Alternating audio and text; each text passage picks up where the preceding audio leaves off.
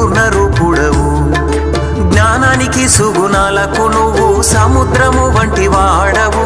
మూడు లోకాలకు వెలుగును పంచే తేజోమయుడవు, కాంతి తేజోమయుడవు.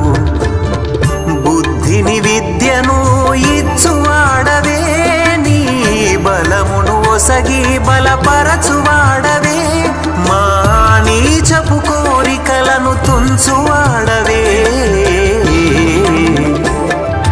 రామనామమే నీకు మంత్రము, రామనామమే నీకు ధ్యానము. రాముని పాదాలు నీ నివాసము. రామదూత హనుమ, శ్రీరామదూత హనుమ.